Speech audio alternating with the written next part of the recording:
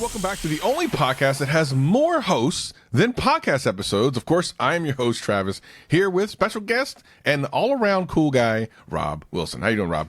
Yo, hello, everybody. I've been listening to the podcast and seeing the messages come in, and I'm getting a little tired of the curly-whirly conversation. So I want to try and move the discourse on, Travis, right? So the question I want to ask you is, I've just realized this now, when I'm doing podcasts or live streams or like just talking, meetings, whatever, I have to have something to distract me, to keep my hands busy, right? Okay. And what I've realized is I have, this is terrible for the audio podcast, but I have poker chips, right? Oh. I riffle them on the table. I don't know if you can hear this. Yes. I don't know if you heard that, but that's me riffling my poker chips. Yeah. So I want to know if you keep your hands busy. Keep it PG, everyone. Yeah, please. Do you need to, like, maybe it's OCD, but I just have to keep my hands occupied when I'm not like using the mouse or typing on a keyboard, etc., etc. So the closest thing I have for that, and it's not normally while I'm talking and stuff, but when I'm sitting here at my desk, usually in between messages or something, I think I've shown you this, what's called a leverless, which is an all-button controller that I use for fighting games. Let me see if I can show you here. So they use keyboard switches, and so you buy like special, very tactile, very almost like ASMR-ish type switches, and you just sit there and click them, and it's very satisfying. So I'll just sit there and I'll just imagine you like practicing your Hadoukens. Yeah, I love it actually. I recently converted to it, and I'm really enjoying it. I've unfortunately, when I get into something, I buy a lot of them. I think I have like 10 of these things. So there we are. For the next podcast I'm on, I want to hear about your distractions while at your desk. What distracts you? I like that. Yeah. That's interesting. Well, anyway, if you're new to the podcast, and over the last couple of weeks, we've gotten a lot more new listeners, especially messaging in. This podcast is about where we help you try to grow your channel. We do accept messages. I'll explain those in a little bit. And we just do our best, but we have a lot of fun. I think I talked about a message we got a while back on the YouTube channel where someone was, I think they thought it was just going to be like a regular video or something, and they clicked it based on the title. And of course, with every single podcast, we talk about the thing that's in the title. But we don't necessarily talk about it right away. I think that frustrated the person. And eventually, despite the fact that at first they seemed very annoyed, they also listened apparently to almost the entire podcast episode and ended up enjoying it and liking it, which I thought was kind of funny. That's what you want, though, isn't it? Where like you tease something, but the stuff they weren't expecting was enough to grab their attention, right? And then hopefully deliver on the thing that you actually promised. That's like 99 level experience YouTubers who can do that type of thing. Yeah, I mean, I kind of know what good content is when it comes to podcasting and stuff because I've been doing it for years. So I know that what we do is unusual compared to what else is out there, but I also know it's fun and entertaining and something that you can just listen to. So I always want to keep that vibe. So here's what we're going to do today. We have a couple of messages left over that we did from the previous episode. I think when people get this episode, this will be the third in the week, which is crazy. We've never done that before. Wow. This is a continuation of some of the messages we got for the Monday show. So we'll do a couple of those, and then Rob and I will just chit-chat a little bit about the community and some other various things. So let's start with a text message. So if you're listening to the audio podcast, you'll notice in the show notes there's a link that says text message us, and that's where these two messages will be coming from today. Hi, vidIQ crew. My question is, when should I start getting sponsored, and how does that typically work? Do I reach out to possible sponsors, or do they reach out to me? I only have 1,200 subs right now, and I know this is probably a bit premature. Also, I like both Peeps and candy corn. Sorry, Travis. I do want to mention, because I know this one and the next one does talk a little bit about monetization, and I mentioned this on Monday's show. In January, we're going to have Justin Moore on the show, and Justin Moore is a phenom when it comes to sponsorships and how to get people to make more money. Jeff, who works here. Yeah, he's a phenom. He's like the Undertaker. Yes. He can take your sponsorships to the next level and even get you, if you're not like doing sponsorships yet and you're just kind of like, well, what does that even mean? He can educate you about all those things. He's going to come on the show. He's going to give a lot of his knowledge, and he has a like a mastermind group you can sign up for, but it's like thousands of dollars, and we're going to get some of that access for free here on the podcast. And I know we don't do a lot of sponsorships, but we have done at least one sponsorship on the vidIQ channel. Rob, what was that experience like? if I'm honest, it Yeah, felt be like honest. it felt like there was a lot of pressure Yes, and there is. to Yes. deliver. I guess on the expectation of what the sponsor wanted. So it meant that I felt as if I had to choose quite a careful, quite a what you would call easy win topic, where you think this video is going to perform quite well for the audience, and then just really drive for high quality and spend a tremendous amount of time making it perfect. So I think I spent maybe 5 to 10 extra hours on that video, but maybe it worked putting that pressure on because the video actually did perform well. And as I understand it, the sponsor was happy. But I don't know if I would be able to run at that pace all of the time, trying to have every video sponsored and having that expectation. But I guess the more sponsors you get, the not easier it gets, but the more comfortable you get with working with sponsors and what their expectations are of the content. But yeah, as you say, just by the virtue of me being sponsored by vidIQ for the last 7 years, like individual video sponsorships, it's a bit of a blind spot for me. So I've done a lot of sponsorship deals with companies of all sizes, and almost none of them are exactly the same. The best thing to do is to have like a templatized thing, which I believe we will get into with Justin. Of course, now that interview with Justin is a couple months away, unfortunately, but it'll be in January. So the beginning of the new year, we're going to help you grow your channel and make a lot of money. But to answer your question specifically, do you reach out to sponsors or reach out to me? Depending on what your content is, some of them will reach out to you directly. That's kind of the situation I'm in now. But also, it's not bad to reach out to sponsors. There's a couple of things that I would recommend before doing that. Number one, if you're in the United States, read the FTC guidelines on disclosures and sponsorships. There are laws regarding this. You need to understand those laws. If you Google, I think if you Google, what is it, FTC for influencers or something like that, you will find that information. So be educated about that first. After you do that, you can reach out to any vendor that makes sense for your niche. And believe it or not, like small channel size doesn't necessarily disqualify you from some of those deals. Now, they won't all be money unless you do affiliates. Typically, most brands, I won't say all brands, but most brands won't throw out money to a smaller channel. They'll do affiliate deals, no problem, and they'll send you products, no problem, like for review. That's easy, almost no matter what size you are.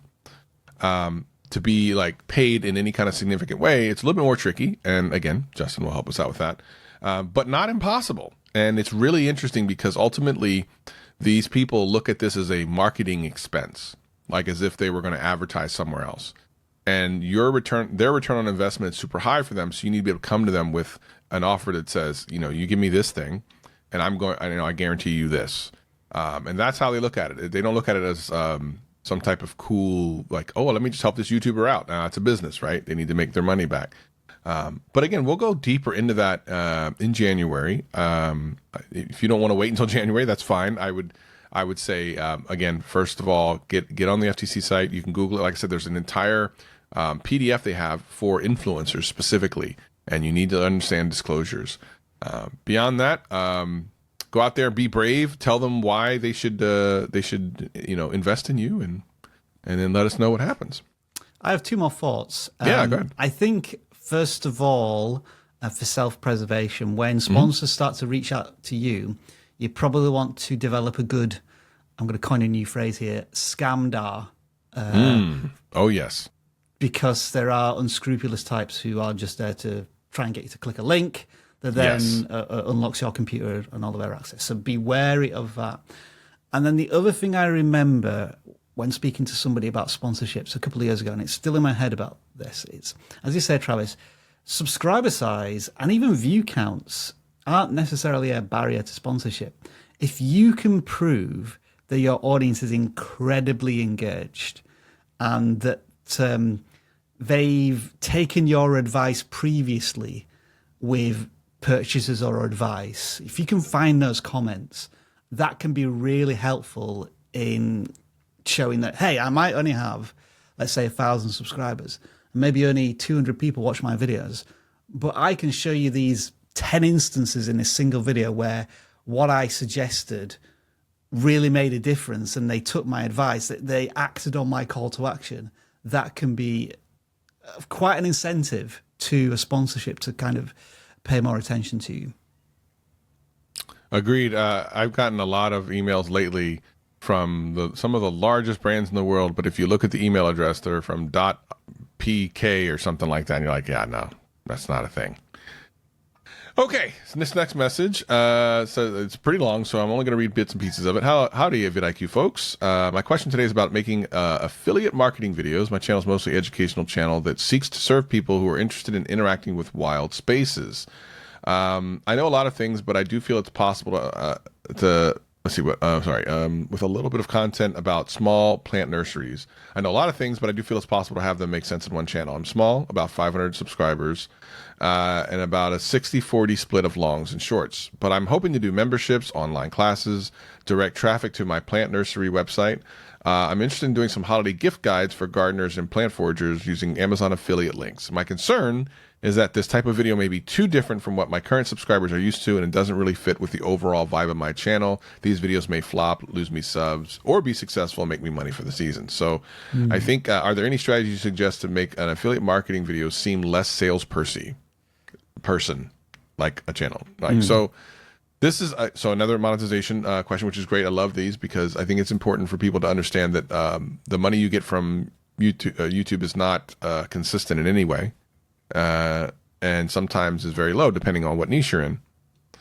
So I don't, you probably don't know this, but my biggest, if you want to call it brand deal ever, was an affiliate deal. I made a lot of money off of it over the course of a year, and they tend to be really good because if you do the right content, it's not free money. Of course, you have to make the content. But it's passive money because unlike a sponsored deal where you do one video and you get a flat fee, this is like forever money if your video is a good evergreen piece of content. Now, the question here is about how do you do affiliate level content for something that they feel might not match? And I think the fact that they feel that might be true, and certainly is something to acknowledge. It's not something that should stop you, but you should acknowledge it. So, Rob, let's say that you got a bug in your bonnet, and you're like, you know what? I want to revitalize your old personal channel, and you're like, I want to make this a little side gig again, but I want to monetize it through like affiliate sales. But up until this point, you were just teaching people how to screen record. I think it was on like the iPad. Yeah. And that's a very educational, not very much in the way of like, here, also buy this thing. What would be your strategy for something like that, where you're educational primarily, but you're like, give me some of these affiliates? Again, you're asking me questions about blind spots. So I'm going to... This is how we learn, Rob. This is how we learn. Answer with probably, like, since it was a tech channel, it would be the gear that I'm always using. You can sell, a bunch of affiliates through that because I'm sure people would be always curious about what camera I'm using or like lighting setup or I tell you what, Travis, if I'd have done an affiliate link for, I'm pointing to it, but only people on the channel will see it. This subscriber count clock, which is a metric time. The number of times people have asked me about it in a community post or whatever, I could have retired. Well, I'm being facetious, but I could have made maybe several $100s out of it. Yeah. And that's just like a background prop, but it's a cool prop. So I would be thinking along those lines. I would also be considering as well that there's this jump off a cliff and see what happens type of mentality, because it sounds like they may be overthinking and over worrying about how an affiliate video may impact their audience, which might lead to paralysis. And as we look at the date now, it's the middle of November. This is peak gift purchasing time. Yeah. So let's try and execute on this soon, if possible. And I always try and encourage creators to think that their channel's not made of glass. Even if this affiliate experiment doesn't necessarily work, that doesn't mean that your entire audience is going to abandon you because of that one video. And I think also transparency and honesty. You can just say to your audience at whatever point in a video that you're kind of encouraging this affiliate purchase, like, hey, I'm doing this as an experiment, folks. Like, I want to grow this channel, and any kickback I get from these affiliates, I'm going to pump it straight back into the channel and make better content for you. I think always just being open and honest with your audience, at least gives you a bit of an out with your audience, so that they're not just going to type in, keyboard warriors going, hey, you're a sellout. Like you, I didn't realize you were just going to try and start selling me stuff on these videos. Yeah, I think the easy one, and you kind of mentioned this early on, is if you're an educational channel and you're teaching someone how to do something, the tools that you're using to make those things are an easy affiliate sale. Mainly because when someone goes to a how-to channel and they're like, okay, I like the end result of that, I want that exact thing, they tend to want, and I know this, I'm definitely speaking for myself here, they tend to want to know exactly what you have to make that thing. Or at the very least, things that are similar to it that will still work. But they don't necessarily want to have to figure it out themselves. I know I don't. Just tell me the things I need to buy so I can make the thing that or fix the thing, or whatever the thing is I'm looking at on this YouTube video, I can accomplish that same end goal. Those are easy wins. So the more how-to type content you do with tools involved, and the fact you can affiliate off to like Amazon or Walmart or whatever, that's going to be some easy wins. So definitely consider anytime you're using something that has to be purchased, get an affiliate sale with that. And whether it be, it could be really anything. And you said you're doing like, plant stuff. And I'm sure when you're out there showing, I don't know if you're doing gardening, maybe not gardening, but there's tools involved with a lot of this. So I think it's really important to consider that for one of the ways to monetize. There's always a sliding scale of viewer tolerance, isn't there? There'll be some people who, like, as soon as they sniff a sale, they're just like, they're switched off completely. Whereas there'll be, the next viewer will be like, oh, I'm buying that straight away. That's exactly what I need right now. I've got the disposable income to buy it. I'm going to purchase it. Right. No, so exactly guess don't try and put because maybe the creators has a sensitivity to affiliate sales themselves. That's cool, but not every viewer may have the same mentality as you. But obviously, again, treat your audience with respect and intelligence, because viewers of YouTube aren't stupid either. That they know when they're being pitched to. But yes, it's also an accepted part of the platform now as well. I would also say that the viewers can tell a lot of things about your personality and about whether you're enjoying the content you're making. They will call you out pretty quickly on a lot of that stuff. It's very interesting, very perceptive. Okay, so these last couple of messages are from the email address. You can write us at theboost@vidiq.com. So this first one says, hey, Jen and Travis and everyone else from the vidI crew. I'd like to begin by thanking you for your wonderful compliment on my writing vlog.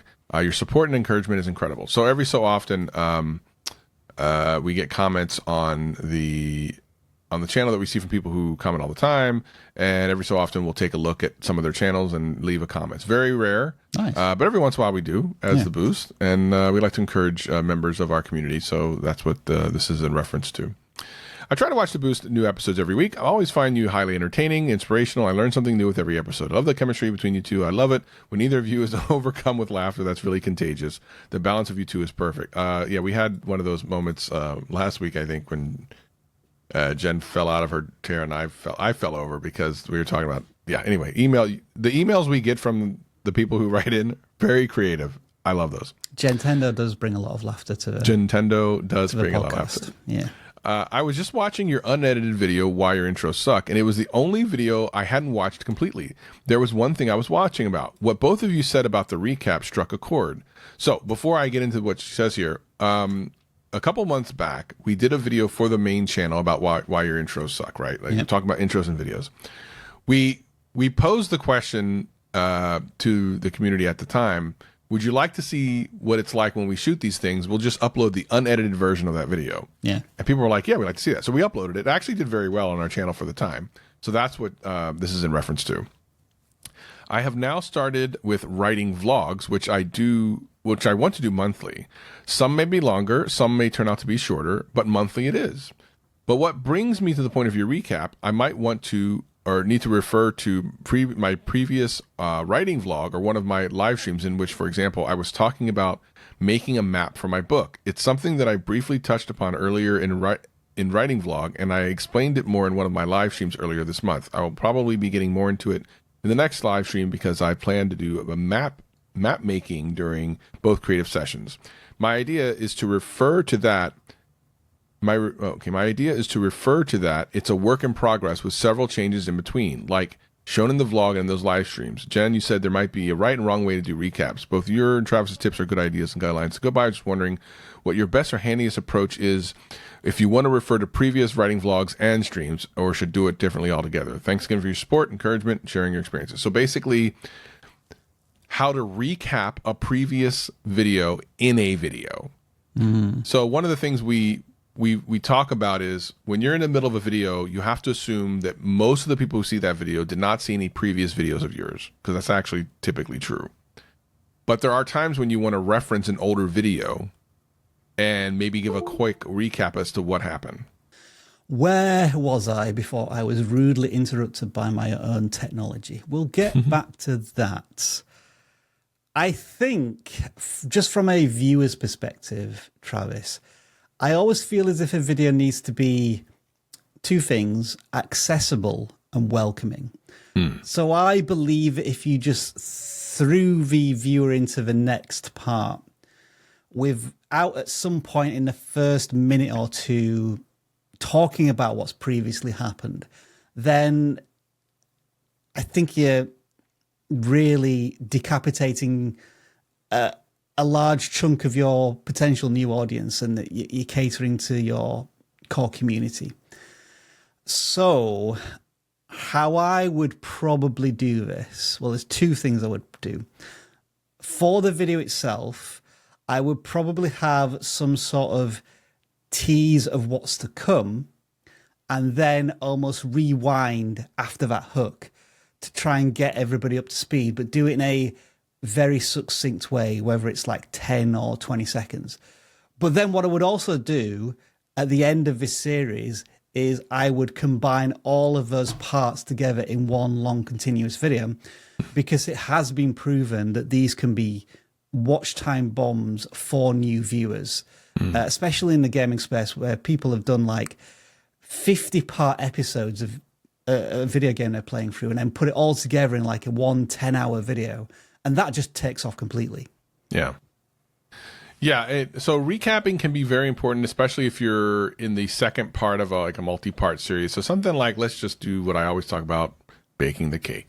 So let's say the second video, the follow-up video to baking the perfect cake is the best icing. So you might say, hey, welcome to this video. I'm going to teach you how to make some of the best icing you've ever had on any cake ever. But if you don't know how to make a cake, actually previously, I literally just made a video about this, where you can make the best cake that matches perfectly with this icing. So something like that, it's kind of, concise, works pretty well. It gives a reason for someone to potentially watch the previous video. Of course, you link that in the description and everywhere else and all the things. But when you do something like, hey, welcome to my 37th part series, where in the first part I did this thing where I came in and I told all y'all about how to make the best YouTube channel ever. Part 2, we talked a little bit about thumbnails and titles. Part 3, we went through audio processing and how some of the people who are making the best videos on YouTube made some of the best audio. And then at that point you're like, okay, look, it's not what I clicked for. It's nice to know. It's not what I clicked for. You know what's interesting, Travis, is that so by the seamless technology of editing, you won't have noticed anything that went wrong there. But my computer spontaneously combusted about an hour ago, and so I lost everything. Luckily, we didn't lose a recording, and I said to Travis, "Look, I'm going to take my dog for a walk. Let's hope that the recording's cool."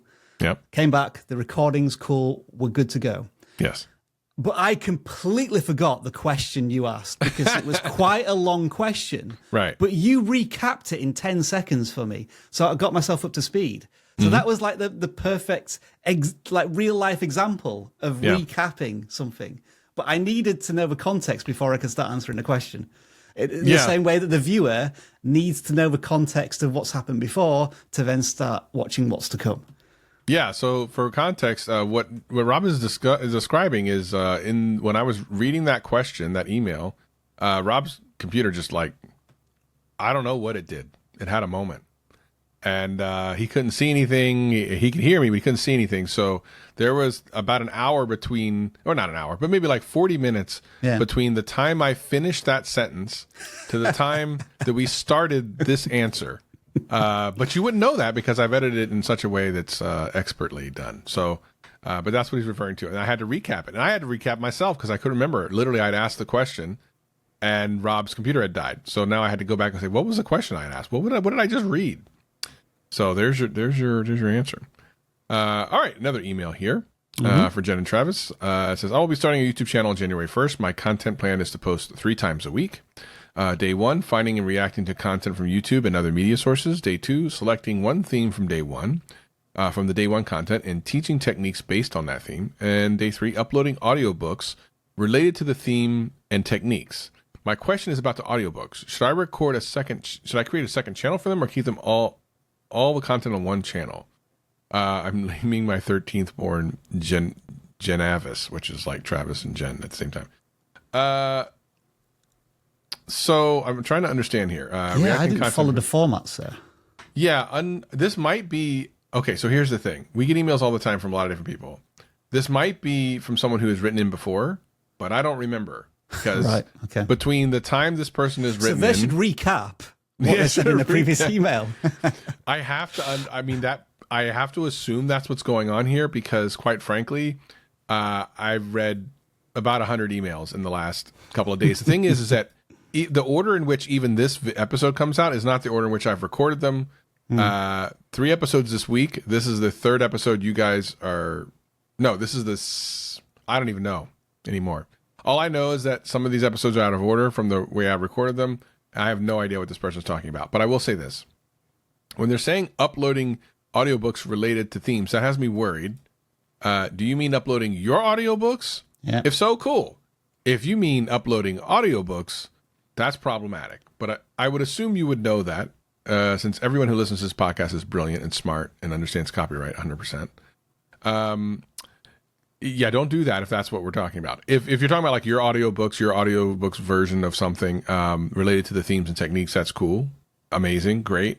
Great way to promote your stuff. And should you have a separate channel for it? If the theme is related to the other stuff you're doing, I'm sure it's okay. If it is not, like YouTube always says, different audience, different channel. Pretty simple, straightforward stuff. I had one more thing to add. Yeah, please. Specifically about the time at which they intend to launch, which is, did they literally say the 1st of January? Yeah. They're going to launch their first video. Yeah. And again, I'm still a little fuzzy on the intent of a channel. Is it education based? I got that feeling. I think so, but maybe not because it says reaction to other YouTube videos and stuff. So it's hard for me to really. Yeah. I don't know. Why am I thinking there was some education element? I think we walked into the middle part of a conversation. It felt like that email was like the middle of a conversation. I guess what I'm trying to get at here is if it is education based, then all right, starting on the 1st of January is a good idea because everybody's now about to start a New Year's resolution of some kind. So I would be really getting up to speed with planning the content now so that you have 2 or 3 months worth of ideas and progression in the education that goes from the 1st of January to, I don't know, to springtime. That is if it is to do with an educational side of audio books or writing stories. That's a vibe I got, but again, I'm not sure. Yeah, it's a difficult one. Again, without kind of knowing the full context, hard to know. So hopefully you kind of gathered something from what we said. We have one more. Mm-hmm. The subject says, thank you for all you have done, and a question about watch time. And this one is from Ivan. Ivan actually recently was, how do we want to say, acknowledged? Featured on the community tab because now YouTube has a new tool in the studio, the mobile app. Comments has turned into community. And if you tap on that screen and scroll down to the bottom, it has something called, I think it's Creator Spotlight. Mm-hmm. And so it highlights some of the people who are watching your content who are really engaged members of the audience and are posting lots of comments. And McIvan had like 100+ comments on the vidIQ channel, which is incredible. Wow. So, thank you for being a big part of a discourse of vidIQ for presumably quite a long time. So let's see what he said in the email. Yeah. Hello, Jen and Travis. I finally did it. I got my first 1,000 subscribers. Didn't acknowledge me, even though I No, did. I don't think he knew you were going to be here. Thanks, McIvan. I remember this. I'm going to delete that post right now. The revenge will be swift. I finally did it. I just got my first 1,000 subscribers. Congratulations. Unfortunately, the big goal of monetization is still 2,000 watch hours away. Do you have any really good tips on how to increase watch time? I want to thank you for all that you and the rest of the vidI crew have done, especially for the shout out on the main channel, which pushed me past the 1,000 goal. Keep up the great work and have an amazing day. Also, I enjoy candy corn. Just to end my point about he doesn't focus, but you can see for anybody watching the video podcast, you can see that's McIvan right there. And that's why he's featured on our community. So our community post helped him get over 1,000 subscribers. That's what he says. That's cool. I hope those subscribers are valuable and actually watch your content. Right. Okay. So watch time. Yes. We have to think about total addressable markets. Sure. Find video ideas that not only speak to your core audience, but also a casual audience, and maybe even pick up just people who find stuff intriguing. There's a video coming out about this soon, which talks about these 3 different circles of audiences, which are core, casual, and new. And the example we used was somebody who makes content about permaculture. Do you have any idea what permaculture is, Travis? I've never heard of that. Yeah, me neither. So those videos that focus on that particular topic get around about 150,000 views, which is cool. But they occasionally make these videos which try and appeal to a much broader audience. And one of the videos was something along the lines of why the UN, so what you've heard of the UN, right? Yep. Is stopping the Sahara Desert from growing. You know what the Sahara Desert is, right? Yeah, I mean, I'm vaguely familiar. And then so a global institution is somehow preventing a landmass from increasing. It sounds weird and peculiar, but it has me intrigued. Yeah. So I might watch that video, and that video on their channel has 15 million views because it has a massive total addressable market. So, McIvan, if you are looking for watch time, you need to find ideas that not only, I guess, use your passion and your interest as the topic, but has an idea that transcends that topic and reaches a broader, wider audience. Yeah. I mean, that's a good way to do it. Another way is to increase your retention, because watch time is just a mathematical thing, right? It's the amount of time people watch your videos. If people watch your videos for longer, that increases. Live streams are an easy hack for that. If you're into that, definitely an easy hack. Improving on your retention by looking at retention graph and see where people are staying for and when people are leaving, and then trying to increase that by doing more of the things that they like and less of the things they don't, and then maybe slightly increasing the length of your video according to that, based on the need for that sort of thing. So there's 2 different ways of looking at it. The total addressable market will also help you get more watch time, because more people that watch, more watch time you get. Or if you can only get a certain amount of people, maybe you're just doing something that's very specific to a niche group of people, and a total addressable market isn't super high, then making them watch longer or watch more videos will also accomplish that. It's a mathematical thing in the end. So I do want to talk a little bit about, and I know I've been talking about this the last couple of episodes, but it's because it's so important, our Discord that we recently opened for the listeners of this show. It's been really fun. I want to show here on the YouTube channel some video of what's going on in there and get Rob's reaction. He hasn't seen it. So this is part of what used to be the Max Discord. We have a channel in there, and it's just for listeners of the show. And you can get there by if you're already in the Discord. That's one thing. But let's take a look at some of the things that have been going on in there. You see this thing in the middle? This is something that looks really delicious. Okay, so let's rewind a little bit. That's what Greg's is that. Oh. Yeah, so we're going to talk about that in a second. So what happened? People were talking about candy corn and stuff, and then stuff by Neil said all the non-Brits need to get over here at this time of year and go to a Greg's and try one of the festive bakes. It looks good. Correct. What is this thing I'm looking at? It looks like almost looks like a Hot Pocket gone wrong. It's I mean, it might be a Cornish pasty, but it's basically a pastry filled with really, really bad meat. Oh, I love it. I say. So, yeah, I mean, it's delicious. I'm trying to think, when I lived in Vancouver / North America, this is what I really missed. Pastry-based food. And Greg's does like sausage rolls. My personal favorite is the chicken bake. But yeah, I could try. I wonder what this festive one is in it. So I guess is it'll be turkey, stuffing, and maybe cranberry. Oh, it's chicken. They're talking about chicken, sage, onion stuffing, sweetener bacon covered in creamy sage and cranberry sauce. Yeah. I mean, I'm not a fan delicious. Of bacon. I'm not a fan of bacon, so that kind of ruins it. Love bacon. I can't believe you don't like bacon. But like other Greg's specials include Star Biscuits, which is just basically a short bread biscuit covered in chocolate. The chocolate muffins are really nice. The sausage rolls. But the key thing you always have to do whenever you go into a Greg's is ask, is your food you want to buy warm? Because they put it on the counter and some stuff can be there for like an hour or two. Whereas sausage rolls, the turnover is so high. Like they're always good. They're coming out every 15 minutes. But it's so disappointing when you get the food and you eat and it's like, oh, this is lukewarm. Oh, so you always got to remember to check if it's warm or not. And I'm going into town tomorrow, so I'm definitely going to get a Greg's of some description. Oh. This means that Neil Smith is actually an influencer. He has influenced you to go get one of these. It looks good. I would eat it. I mean, that's totally something I would eat. A pastry with meat inside. It's relatively inexpensive as well. Say less. I'm all about it.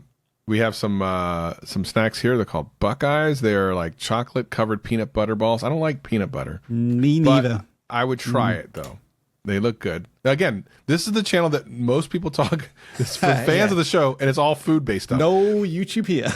But here's the stuff. So here's some other stuff, though. So Derek's Lawn Rescue in here is talking about thumbnails, trying different thumbnail styles. We have some people talking about the new thumbnail tool that's coming out, which I'm super excited about. It looks like Derek's trying to break the AB thumbnail testing tool there by testing exactly the same thumbnail. It looks very similar. And then just to see if it gets like really wild results, different results. Yeah, because the thumbnails are so similar, but I'm curious as if the background saturation higher will make me stand out against others in my niche. So you maybe saturate it up a little bit. That's interesting. Okay. Interesting. But yeah, there's a lot of people in here that are lots of fun to talk to. Jen and I are in there. We pop in there from time to time, and we just love the community being here, talking to us about all the things. We definitely have a lot of and Derek's like, this is my release day. So he's been talking about this video is going to release. So he talks about it in here. People can give feedback. People have questions about the tool and everything else. And plus there's other channels in here as well. But this is the vidIQ talk where we just have fun talking to each other. And I think it's so much fun to be able to share because, when you look at the comment section on the YouTube videos, lots of really cool comments we get there, which are phenomenal. And I just wanted another place to put it. Now, when the YouTube community option comes out, I'm excited for that because I do want to take advantage of that because that's on YouTube, right? So that'll be a great place to go as well. But still waiting for the rollout. We also don't know certain aspects about it. And the one thing that keeps coming up is people are concerned about moderation. And my first answer is, well, YouTube, we already have, comments against, so we already know how that moderation works. However, the question is images. So to your knowledge, does that mean that people who are not vetted in any way can post an image to your community area? Is that true? As far as I can tell from the one channel I've seen, it is just people posting images as they would do a community post. I would assume, though, Travis, given how much scrutiny thumbnails come under, there'll be enough filtering for that, you hope. I would think so. I'm more concerned on the vidIQ channel, for example, of like people trying to solicit their services. Yes. I can improve your SEO, kind of stuff. Like, can you leave that to us, please? That's right, please. That's what we're here for. That's our channel. Yeah, actually, I think on our Facebook page we get a lot of that going Yeah, we on, do. and yeah, and certainly, like, I mean, just about everywhere. I get it. Like, it is what it is. Just one of those things. But it's something that I'm still excited by. I believe the pros outweigh the cons, and I'm still super excited to see what this particular tool will do for people in the creation industry. Hopefully, making the communities, which I believe, I have a very strong belief that community and something like this is very powerful, an even better experience. So I'm hoping that is something that that will be successful. We've been blabbering on about the community tab for years at this point, and we describe it. I think we've kind of overhyped it and said that it can be overpowered. But I do think if this works the way it should do, where the community starts talking to each other a lot more, it could be an absolute game changer for people who've already built up their communities. But we'll see. I always get overexcited about different YouTube tools, thinking it could be the thing that changes everything, and it turns out that YouTube isn't in the business of trying to give creators like a massive edge with one particular tool. But we'll see. We'll see. Yeah. I mean, it's too early to tell. Same thing with like long shorts, the 3-minute shorts, which from what I understand, has been more or less delayed another couple of weeks, or at the very least, YouTube's saying like, well, December-ish is when we'll see more of that happening. We don't know how any of these things are going to turn out, and we also know that YouTube sometimes will release something and then just go, didn't work well. I mean, AK stories, which I still liked stories, but now they're gone forever. It felt like a very safe space to just post, I don't want to say low effort, but like casual, spontaneous effort content, and not feel as if you were worrying about views, watch time, and click-through rate damaging the channel as a whole. It must have been a little usage or something, but I feel like it's a missed opportunity because stories are still very popular on Instagram and such, and I feel like now in our short form era, maybe now more than ever, it would be successful. Because back then, you got to remember, like, shorts weren't a thing. As a matter of fact, TikTok wasn't nearly as big as it is now, because it was back in like 2018, 2019. So I feel like it could survive and do very well now, but maybe I'm wrong. If you're interested, I can give you some stats on the 2-minute 59-second short I posted. Let's see. What's what? So I was wanting to wait until these long shorts had actually turned into shorts, where I was getting frustrated. So I thought, I'm just going to post this and see where it ends up on YouTube. And so this is a vertical 2-minute 59-second short in quotation marks, and the traffic sources are as such. I have had 1,329 views from the shorts feed for a total of 21,000 views. So what is that? Less than 10% of the views have come from the shorts feed. Now, vidIQ is a bit weird. A lot of our shorts views do actually come from other sources, but it feels like YouTube isn't even trying to share this video on the short shelf at the moment. Which is a bit frustrating because the viewing experience isn't very good, because it's like a vertical format in the normal YouTube player. And it looks as if YouTube's completely given up. It hasn't got a single view from the shorts feed in 2 days now, but it's still getting views as regular traffic. Like browse and such? Like browse, yeah. So who knows, in like 2-3 weeks' time, maybe it will get that shorts surge, so to speak, but I doubt it at this point. Yeah, I mean, by the time that happens, I mean, we're recording this at the beginning or mid-November. By the time December-ish rolls around, I mean, it doesn't. Look, here's the thing. Like, sometimes we say this, but we also have to remind people that some videos get views many moons later. And we actually did a video about that and put it on the main channel about why some videos pop off later than when you've released them. So there's always the possibility, right? Later on. Here's a fascinating thing, though. I'm gonna have to make a video about this. So I designed it as a short, but it's ended up on long form content, Travis. But because it's on long form content, from those 21,000 views, it's brought in $84. Now, if it was a short, right, it would bring in $3, $2, like right. So it. Now that makes it a really interesting video to make. But that revenue came from like the regular views, right? Not so not the short shelf specifically. However, because it's almost a hybrid thing, it is more monetize. What am I saying? It's more monetizable, but it certainly brings in more money. Why would I want to have this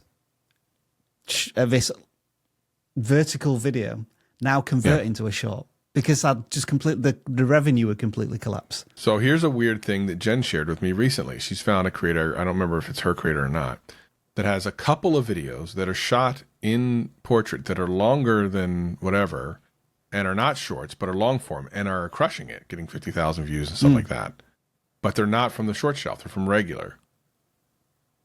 Very interesting stuff going on over there at YouTube. And to me, I'm like, well, okay. So the weirdness about that is I think it still formats correctly, even if it's not a short. If it's a long... True, but I guess you can't swipe to the next short because it's just a regular it's not video. A short. Yeah. But if someone really is into your stuff, maybe that's okay because they can still watch it by holding their phone, in the normal kind of way.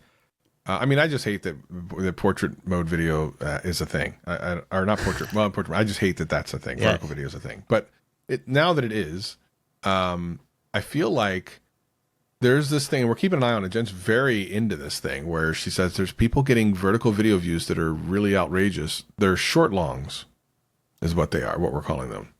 They're not actually shorts, and you could argue whether or not they're longs, but they're short longs, and they're doing well, and we're not sure why. Trying to figure that out. Also, I found that channel that I put in the Slack that we're still trying. I'm not going to mention the channel's name here on the show because we're not trying to out anybody, but this channel that has an exorbitant amount of comments per view, like an outrageous number of comments. But what's really interesting is when you see stuff like this, you go, oh, well, maybe they're buying views or maybe they're doing something like that. But when you look at the comments are actual channels. They're not like fake comments. Because you can click on the channel names and they're actually YouTube channels. So we're wondering if there's some type of thing where people are incentivized to leave a comment for some reason. I watched the video and the video is like, no, the video seems normal. It's like how to grow your YouTube channel. Yep. It's a really interesting one. And we want to do some research on it. Jen is on me about that as well. So we're trying to look into some things to maybe be able to share with our viewers and listeners soon. Research is a thing, though. I think I'm going to clickbait this video as how my YouTube short got $4 RPM. Yeah, people are going to understand what that means. I don't know. Yeah, you could say the most profitable short I've ever made, or something like that. This is the most profitable short ever. Yeah. In quotation, ever is in profitable is in quotation marks. Yeah. Yeah, and then you could also put the thumbnail could have RPM or something. 20 views, $80. 20,000 views, $80. Yeah. Actually, that would make sense because I think most people know if you get 20,000 views on a short, you're not getting $80. Yeah. All right. Well, listen. Thank you for joining us this week. Definitely an interesting thing. We've taken. I think we started shooting this an hour and a half ago, and this is only a 40-minute podcast. But these are the things that happen when doing these things. Pleasure to be on, Travis. Thank you for inviting me as always. Yeah, we love having you on, and we had a lot of comments about when you're on and stuff. What would you say is the thing you're looking forward to most that's coming to the channel before the end of the year? Because next year is a whole new thing. We got to look at what we're doing and who we're serving. But for the rest of the year, is there anything that you're working on you're particularly interested in? Well, I just released a video today as we're talking about this, about video tags. Mm-hmm. Like you're saying, does that sound interesting? What I enjoyed about making it was just kind of researching the discourse and the narrative and what people think about tags at the moment. I found that refreshing to make because I wasn't really thinking about the typical goal of the YouTuber to more views, more subscribers, monetization, which is often what we're tackling. It was just, you said this before, Travis, when you really enjoy it when I kind of just go off and research something or test something. Yeah. That's kind of what the video felt like. So that's just come out. But beyond that, I know, I think, to be honest, I'm coasting up to Christmas, to be honest. Yeah. I'm just going to put it out there here and now. Like, we've got 2 million subscribers last week, so I'm mic dropping. I'm putting in half the effort as usual, folks. Yeah. Let me know in the comments. I think anybody who's watching this podcast, listening to this podcast, can you post in some of my videos coming up to Christmas, half effort Wilson, and I'll acknowledge it. I need you to understand that when you say stuff like that, it becomes a thing. This listenership is very loyal, if nothing else. I will say this about the holiday. I think I mentioned this briefly in one of the episodes. I can't tell. Everything's a blur. The end of the year, we'll have, I think for the last 2 weeks in December, we're only going to have maybe one episode. And then we'll come back on, I think it's January 5th or something like that. So we're going to have a lot of episodes over the next couple of weeks. Like I said, this week we had 3, which is insane. And we'll probably have a lot coming up right before Thanksgiving, a couple after that, and then we're going to slow down. We're going to take some time off. We hope everyone will have a great holiday season, and then we'll come back in the new year fresh and new and all the cool things. Definitely want to thank you so much for everything, all the comments, and we see them all, the emails, the text message, all the stuff. It's been really amazing. Great journey, and we will see y'all on the next one.